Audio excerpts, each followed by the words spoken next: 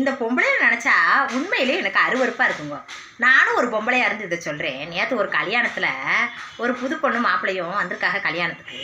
அவங்ககிட்ட வாப்பில் இங்கே வாப்பில் நல்லா இருக்கியா, எப்படி வச்சுக்கிறேன் புருஷன், நல்லா வச்சுக்கிறானா, மாமியார் மாமனார் நாத்தனார்லாம் நல்லா வச்சுக்கிறாங்களா அப்படி இப்படின்னு கேட்டாங்க. கேட்டுவிட்டு நல்லா வச்சுக்கிறாங்க, நல்லா இருக்கும், என்னடி எதுவும் விசேஷமானு கேட்டாங்க. ஆமாம் மாசமாக இருக்கேன் அப்படின்னு சொல்லிட்டு அந்த பிள்ளை போயிடுச்சுங்க. போனதுக்கப்புறம் அந்த பொம்பளை ரெண்டும் பேசிக்கிறது, என்னடி கல்யாணம் முடிஞ்சு 1 மாதம் ஆகுது, அதுக்குள்ளே மாசமாக இருக்கமுன்றா, என்னவா இருக்கும், என்னத்தை கண்டான், இப்போ உள்ள பிள்ளைகள்லாம் சொல்லவா முடியுது, சொல்ல முடியாது, எந்த பிள்ளை எப்படி நடந்துக்கணும்னு சொல்ல முடியாது அப்படின்னு மனசாட்சி இல்லாமல் பேசுகிறாங்க. குழந்தை இப்போ கல்யாணம் முடிச்சு ரொம்ப வருஷம் கல்யாணம் முடிச்சு குழந்தை இல்லைன்னா என்ன குழந்தை இல்லையான்னு கேட்க வேண்டியது. சரி இப்படி கேட்குறாங்களே, நான் ஆஸ்பத்திரியில் பார்த்து சீக்கிரமாக குழந்தைய பற்றுக்கணும், ஆஸ்பத்திரியில் போய் பார்த்துக்கிட்டு மாசமாக இருந்தா இவன்னா அவள் புருஷனுக்கு மாசமாக இருக்கா, ஊசியில் மாசமாக இருக்கா அப்படின்னு பேசிக்கிறாள்.